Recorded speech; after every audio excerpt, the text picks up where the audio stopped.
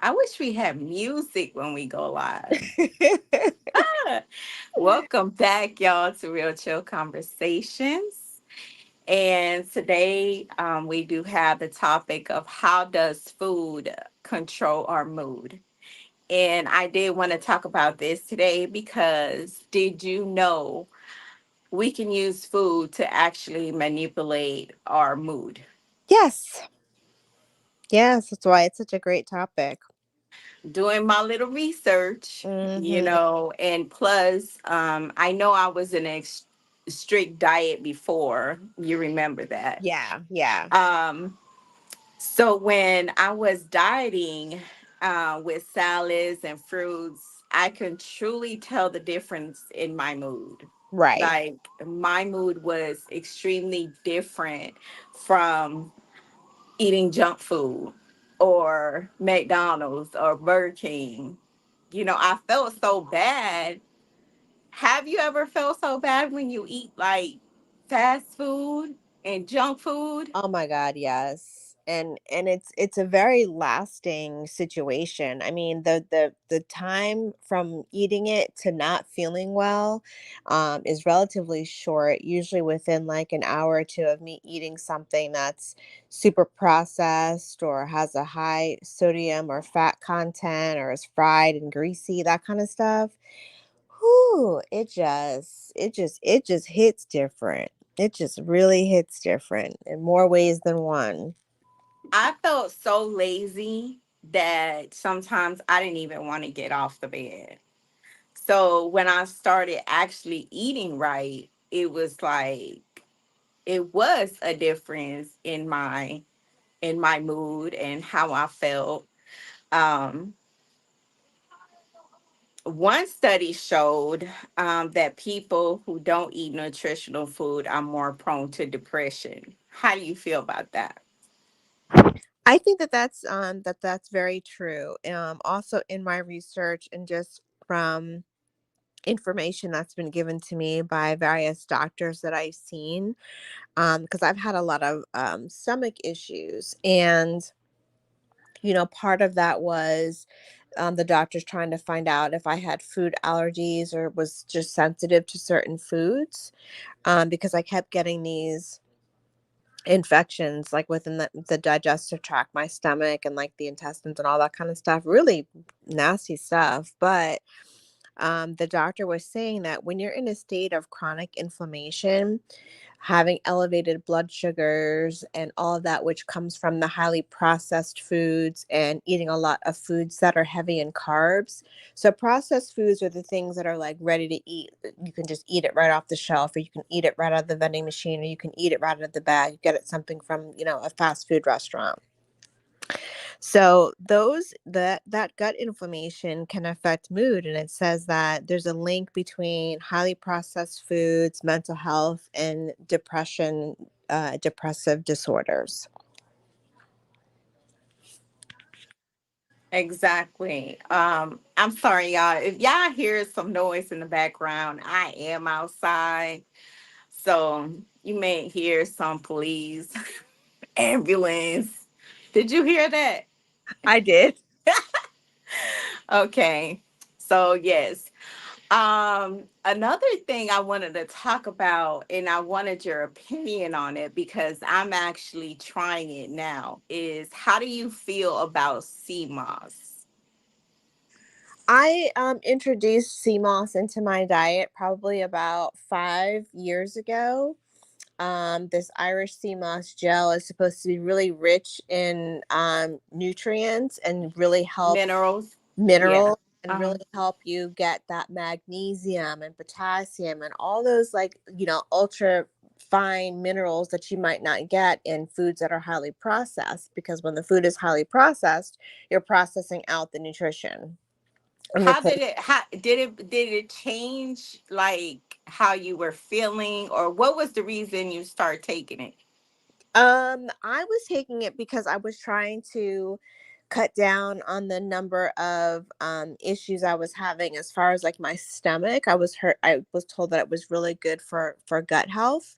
Hmm. And so I wanted that. And it's also really good for your skin and like keeping your skin nice and tight. And it helps promote the building of collagen, which is important for skin care, for hair growth, and for your nails as well. So I did notice a difference in how I was feeling. I would have it in a smoothie, or I would put it in a broth of a soup that I was like eating. And I did notice probably within by the third day of me taking it consistently, I did start to notice a difference and could see a difference also in my skin. Absolutely. And I'm taking it and I can see a difference in my energy. Yeah, Like, it's great for energy, keeping your energy levels up because it has all the B vitamin complexes that you need for energy. So, and they're saying that it's good for your libido. yes, Yeah. Yeah. that's an added That's bonus. all I'm gonna say, yeah. Keelan said, I love sea moss. I'm starting to love it too.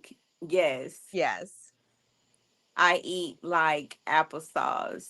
I eat it like applesauce. That's what he Oh, said. okay. Okay. Okay. And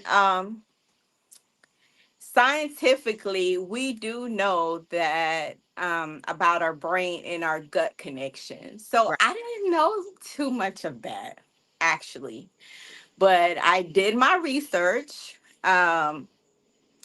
Foods that cause inflammation are definitely not helpful to our body and our moods because there is a very good connection between our gut and our brain. Yes. So our gut is like our second brain. Mm-hmm.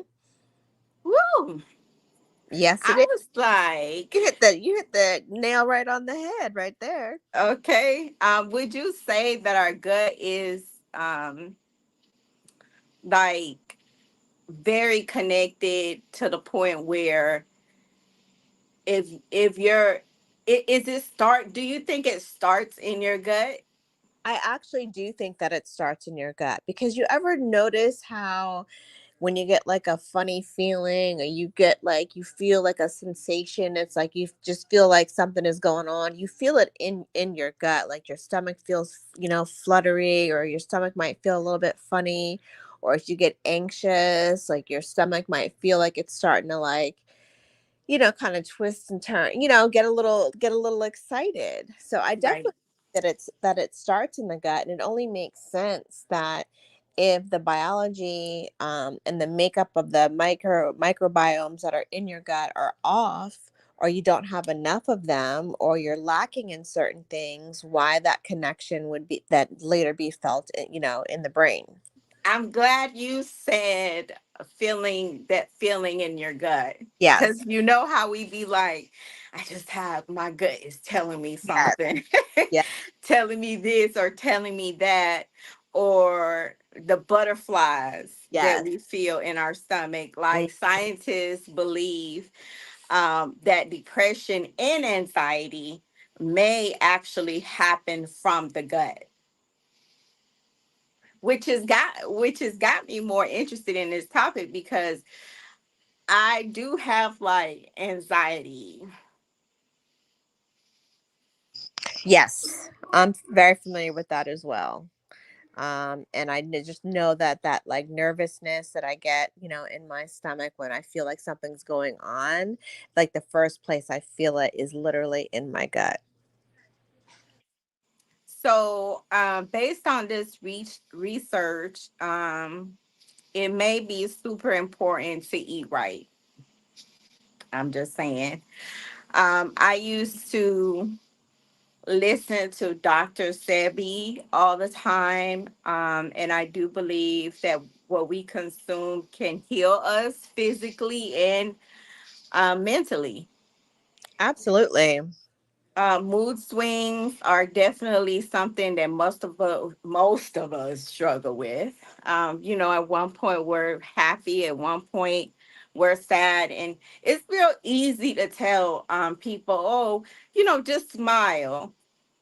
or just do this, but maybe it's deeper or where we may not be eating the right things as well. That's definitely a huge impact on it.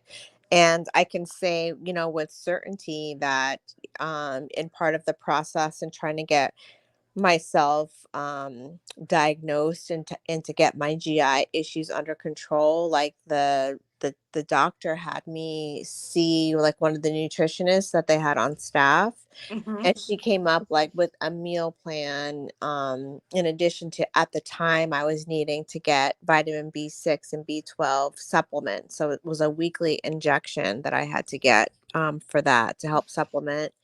And then I also had to take iron, magnesium, and vitamin D. But when we created the meal plan, and then I told her about the iris, sea moss, and she was like, "Oh, how do you take it?" And I was like, "I put it in a smoothie." She's like, "You can put it in soup. You can, put it in your tea. You can put it in your coffee. You can literally put it in anything, because it's, for the most part, it's colorless and it's tasteless. Doesn't have any taste, any specific taste to it, but you Oh can, no, it doesn't. but It yeah, just, yeah, you I'm can like, get how it am I gonna eat this? But I right. wanted to try it raw. So Right. that's what I'm doing. Mhm. Yep. So, definitely, through time and through the course of like blood work and labs, as I was getting that information back, after eating that way for 6 weeks, I was able to come off of the supplemental vitamins that I was needing to take, either orally or by injection, getting a shot. So, So were you doing like the vitamins and the CMOS? yes, Okay. yeah. But then after that, being on that plan for 6 weeks, and I had my follow-up labs and my blood work, all my levels had come up to, either at or above the normal range where I needed to be. So I was able to come off of the vitamin supplements, but I was still taking the CMOS. He said watermelon CMOS is fire. I haven't had that one yet. I bet it is. I I bet it. had the gold. I actually right now I'm on the gold one. Okay. So I heard the purple is where it's at. Y'all Mm-hmm. let me know because I'm Yeah. just starting. Right. There is more. I also read that there is more serotonin made in our stomach than our brain. That's Tell me, well. tell me. Yeah. Which is that happy feeling and hormone that you be talking about. um, so like if we can heal our thinking about that, if we can heal our stomach, we would definitely feel better by eating right. Right. What do you think about fasting? I think fasting can be beneficial, especially when you need a reset, a mind body reset. I think doing a fast for, like a 3 day or a 5 day fast is always a good way to hit the reset button and get yourself recharged and rejuvenated. So, I try fasting, but it's like I be hungry. I be like, y'all can't, y'all not finna kill me. But they said that if it's bothering you, just go ahead and eat. Right. But I'm like, oh no, I can't. I tried it. I tried fasting for one day. That's as far as I'm gonna go. Yeah. And then in the morning, I'm gonna just be like eating too much. I feel like when I fast, like when I do get to eat, I get out of hand. So I Right. don't do it. They said the vegan diet is like Viagra for men. I Yeah. want to know. I I want want to know any to. man today that could tell us I know there's that some went vegan. vegetarian brothers out there that can speak on that. Yes, I would like to know about that. Um, it increases blood flow. Um, Dang, we are emotionally attached to food, though. Indeed. I mean, That's not good. certain things and it's like we just feel happy and we feel comforted and it just feels like a nice warm hug and you're just like, oh, this is so good. But 9 times out of 10, it's really it tastes good, but overall, when you look at your overall health, is it really the best thing for you? It's like, yes, you want it. Yes, it's going to taste good for the moment, but then how is it going to make you feel afterwards? It Is it gonna make me feel guilty. yes. Keelan said I was a vegan for about 9 months, and it definitely affects the rebound time. Okay. Okay. Well, yeah, that's that. I did my little research, so they were talking about that. Yeah.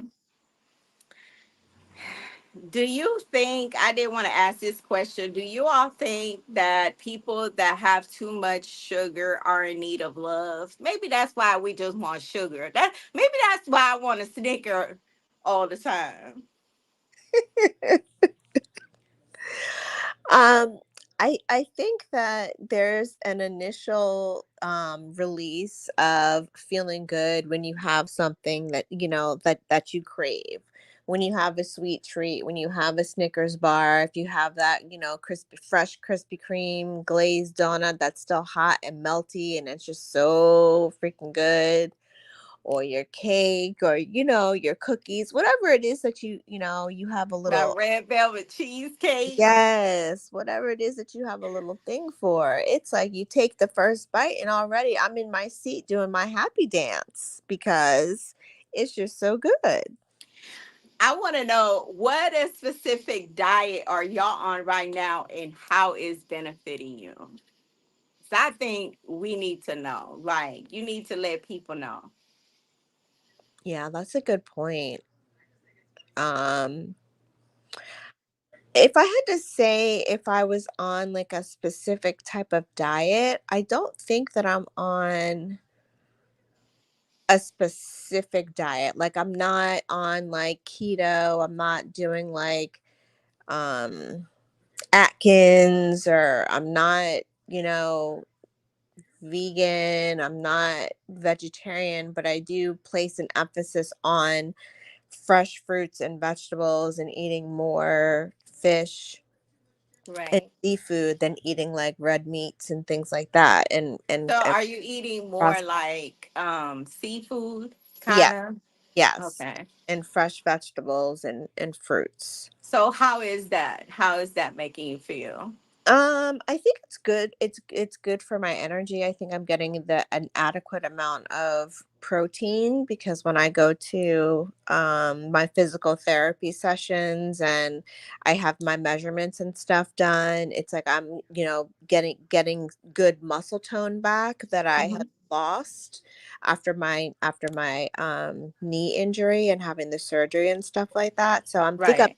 right to help build the muscle fibers and build up the muscle content, and I'm trying to feed my kids in a way that's going to support them through not just the academic portion of being in school but also the athletic portion of them being in school, with them both playing football. So How do you know? Okay, do your kids eat like a lot of veggies or do you have a hard time feeding them veggies? And I'm asking because I have a hard time getting these kids to eat veggies. I just I I need some pointers. I try to rotate stuff in and out. I try to, like for example, if I'm making a protein, let's say I might do some salmon, and instead of rice, I might use the chopped cauliflower that's called cauliflower rice, or Okay. cauliflower and broccoli rice, and So get it. you actually hide it in the food, basically, Yeah, yeah, sometimes. yeah. But also with that meal, we would also have like, a side of cream spinach. Spinach would be on the side. So it's like double veggies and then the protein. And then maybe like, a little bit of like a small salad or something like that. But yeah, I always try to have a two to three veggie options to go with dinner whenever I'm cooking. Well, I'm gonna try that. Try it. Keelan said leafy greens, light protein, very little carbs in my current diet because I've blown up. Ooh, but I love carbs. Yeah. Except for yesterday, I had a blackened ribeye with lobster and butter sauce and broccoli. But it was my cheat day. Listen, I am a meat lover. And Yes. I found out I can't, meat is not good like Mm, that. right. But then what we gonna do? Because we need that. What we gonna do? I know. And I love bread, y'all. If you know me, you know I love bread. Yes, you But do. when I eat it, I gain weight. Hmm. Not only that, and I feel like I have sinned, literally. I literally feel like I have sinned. Um, what would happen if you don't have meat for 30 days? What do you think would happen? I mean, I went through a transition period where I didn't have meat for probably almost 4 months. Um and the biggest thing that I had noticed was that this was coming off of a hospitalization. I had lost so much weight, but not only did I lose weight, but I lost muscle. So that was like really significant to notice. And it's like, how am I going to get this? How am I going to get this muscle back if I'm not eating any meat? So that's why I would have, I would incorporate eggs into my diet. So that takes me out of being vegan, right? Because if you're Right, but they said don't, the eggs are not good either. So I yeah. mean, like, what if you're not eating meat for 30 days? What, a little gas will come out every now. But don't we need protein? Yes, we do need So protein. it's like I don't get it. So if you let us know, y'all, because I'm trying to learn. I'm trying to see what I can do here, and I think a lot of people are like that too. Like, okay, but they said we can eat this, we can't eat that. I'm kind of confused Right. because if I don't have any carbs, my energy is not gonna be real. Yeah. Okay, I probably not even want to get out the bed because I remember I did the keto diet, Mhm. but I tried different things. I didn't do it for a very long time. So I did like the keto diet, and that was good because I was losing a lot of weight. Yeah. And then from doing the keto diet, I went to doing the military diet. Mhm. You can have um in there protein like every now and then. Okay. So I stuck to that one because it literally not made me feel so bad. The only thing is that my portions like would get smaller. Yeah. And I would be like, okay, I'm not eating that much. Right. Um, how do you feel about the food made in a lab? Would you eat that? No. Mm-mm. How y'all feel about that? I don't I just can't. I can't get with that. I can't. And I was watching a video that they actually had some broccoli or whatever the case may be. Why does this food move? I don't know. Like, it make me like wonder what Mhm. is going on. How how would that affect our mood eating food from a lab? I mean, I don't see what kind of positive impact it can have on like your on your gut health and helping with your serotonin if it's not composed of anything but cell I would say that this food is not real. and gel It's fiber. fake. Yeah, cell and gel fibers grown in a lab. Yeah. So fruits, beets, um, I love they beets. said increase blood flow. I love beets. Fish have the omega. Yep. Um, vegetable oil has the omega as well, but these you don't, they say you don't want to eat these because it cause inflammation. Mm. So that's on my research. Sugar can very well have you doing all type of mood swings Oh. and cause inflammation as well. And Mm-hmm. then artificial colorings in food can cause ADHD symptoms. Oh, I believe that. So that was my little research on those. Um, I don't know what you have to say about those. I thought fish was good in a Yeah. way. Yeah, I thought so too, but mostly for me it was looking into what foods impact your moods, how they impact your moods. We've already talked about the mind gut connection, and the stomach being like a second brain and having a connection to regulating your mood and your mood function. It's also saying that the gut microbiome encompasses the bacteria that naturally exist in your gastrointestinal system. Some evidence indicates that certain types of microbiomes break down certain types of foods into chemicals that affect the way the brain functions, including regulating mood.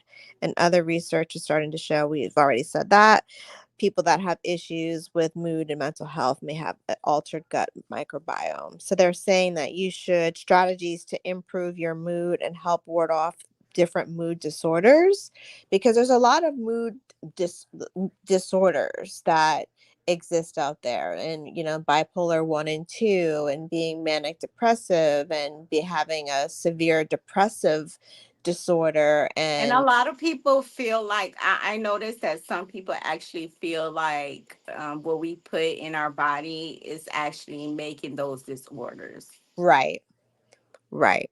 There's some people that think like that. Absolutely. Absolutely. So to help prevent this, they say that you should limit your ultra processed foods. That's the stuff that you get right off the shelf that you can open up and eat right out of a vending machine. To eat more fruits and vegetables. This also says that you should drink coffee and tea in limited quantities, because it encourages your body to release dopamine, which is a natural mood enhancer. And that's very true. So I think that's why so many people are on that coffee kick, because coffee helps to release dopamine, and dopamine is another feel good hormone that your body releases that helps regulate your mood. So that's why so many people So probably. that's why they get addicted to it. Yeah. Yeah. Because I am a little addicted. But no, you Yeah. know what? I've seen people like drink 5 or 6 cup of coffees a day, and I just be like, Yeah, I see that too. I can't do that. No, I can't do that either. One and I I'm don't love coffee like that. one and I'm good for the day. 1 in the morning and I'm good for the day. Uh, So, conclusion is everything we eat can affect our energy. So we are what we eat. We are what we eat, yeah. basically. So these foods that are not good puts us in a lower vibration. Mm, Okay. Um, and are prone to make us be in a bad mood. I can see that. So the more you eat meat, I'm sorry, the more that you eat food that's not good for you, you become, they said the more that you eat meat, you become of the same spirit of those animals, like warlike animals. Oh, I didn't think about that. How do you feel about that? The vegetarian people, they said the vegetarian people are more peaceful. Um, when I eat burgers, fries, honestly, I could get lazy, unmotivated, depressed. So I try to refrain from eating those foods. And it's true, I do. Like it really brings me down. Yeah. It really does. Mhm. It is said that when we choose to eat red meat, poultry, dairy, like those like animals were enslaved and slaughtered, just like what I just said, Yeah. um, and they were depressed and angry, low causes low self-esteem. So if you eat an animal who suffer, then that energy get transferred to you. Okay. Basically, that's what they're saying. Okay. And I can see that in a way. Yeah, I could I too. can see that in a way. Listen, when somebody said, "Oh, Keelan said, hell no." My daughter, I thought she was gonna be vegetarian because she doesn't like meat. And Mhm. it's like I cook meat at home, so she didn't have no choice but to eat it. Right. But she really doesn't like it. And especially when she do her research about, and she does do research, let me tell you. She was like, "Mom, did you know they did this to the cow?